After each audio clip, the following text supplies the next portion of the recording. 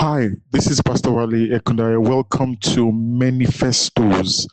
I'm going to be speaking about building your business, the Jesus model. And I think I learned quite a lot from a particular scripture.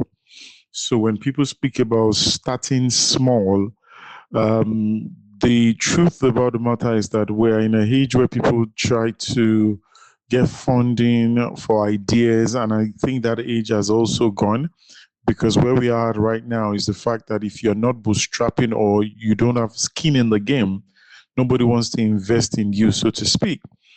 And so the way it works essentially is that when we are saying that we're learning from Jesus, what essentially, as Jesus taught us in the bid to building our business, and I'm going to use this particular example, which is where he multiplied the loaves using the 5 loaves and 2 fishes. All right. The first thing he did was to not look on the outside. The thing that they needed was right on the inside.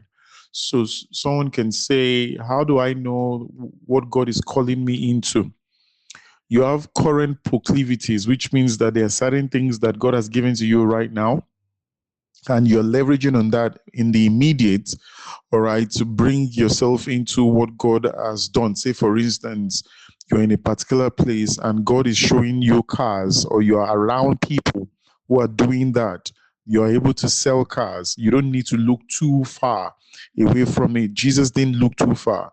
The 5 loaves and the 2 fishes were within the same space that it was. And so you take what it is that has been given to you, irrespective of it.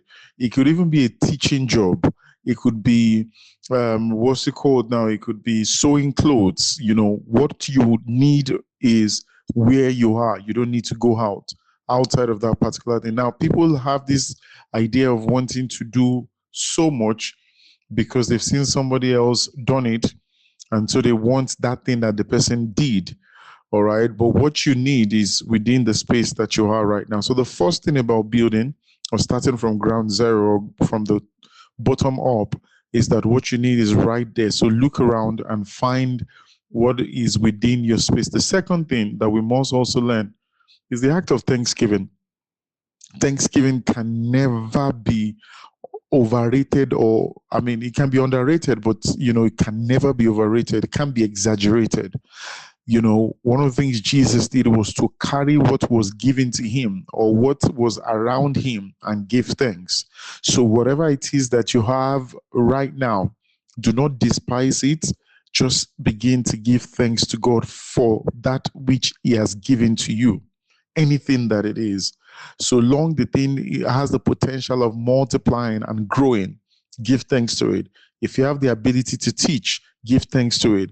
If you have the ability to sell cars, give thanks to it. If you have the ability to clean houses, do whatever right strategy, begin to give thanks to God for that particular thing. When you do that, God knows that you are appreciative of what has been presented to you. It is then that he begins to bless that thing. If you notice also in, I think, the last chapter in the book of Luke, Luke chapter 24, Luke 24, 30 to 31, it says, and it occurred that as he reclined at the table with them, he took a loaf of bread and praised God. So when he reclined, he had a loaf of bread. He gave praise to God. He gave thanks to it and then spoke a blessing on that particular bread.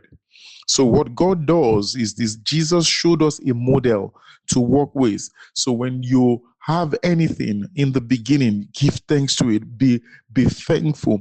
Even when people are despising it, don't join them. Don't criticize it. Give thanks intentionally. And it's not a one-off. Your thanksgiving can't be a one-off. It must be every day. You must go out every day with joy and giving praise to God for that which he has given to you. Then Jesus spoke a blessing upon it. It was then that their eyes were open. So what you have is that when you begin to give thanks to God and begin to give praise to God for it, your eyes will be opened up to see the potential in what you are holding. And that potential in what you are holding has so many parts that you really don't even know until you start giving thanks. So the scripture said in verse 31, It says, and it says, and give thanks and ask God for a blessing, and then broke it, and as he was giving it to them, when their eyes were instantly opened. So your eyes open by reason of thanksgiving. So for you to see the next step in your business, Thanksgiving must be a routine. The instruction comes from Thanksgiving. What to do comes from Thanksgiving. The moment you begin to give thanks to God for that thing, the next thing, which is the instruction, it could even be you talking to someone. It could be you, saying something that you've never seen but was right there. All right. The third step is that the instruction that has been given to you must come on the premise of organization. So when that instruction comes, how to know that this is the instruction is that it will begin to tell you things that you should put in order.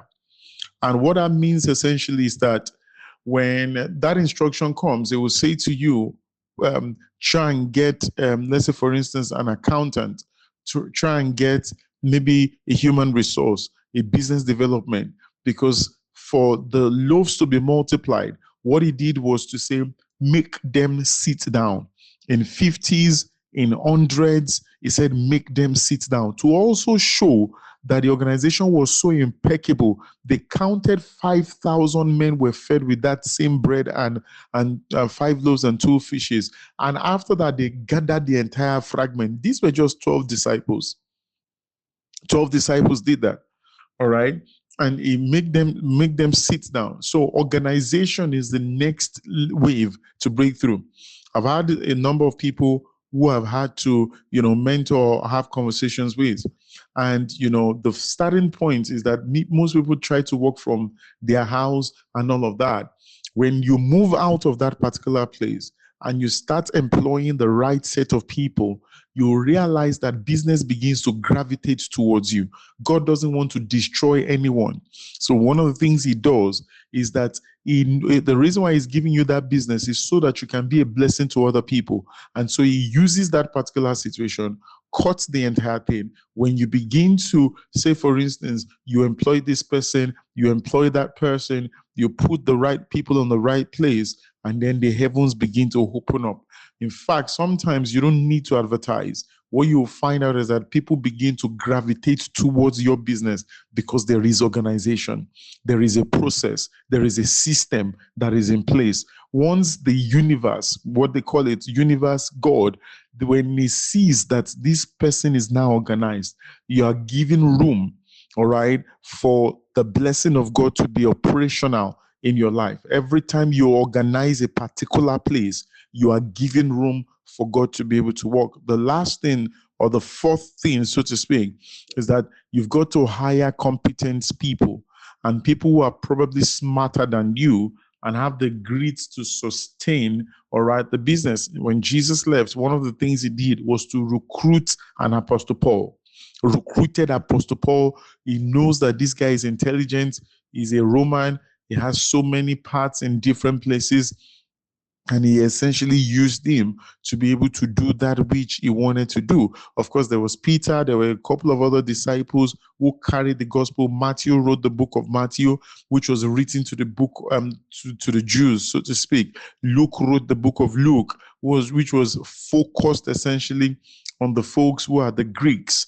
What's it called now? John wrote the book of John and was talking to the entire world. He calls himself the beloved of God, all right, the beloved of Jesus. And so hire the right set of people, hire the right kind of people. Apostle Paul wrote literally over 70% of what's written in the New Testament, carrying the entire gospel to the end of the world.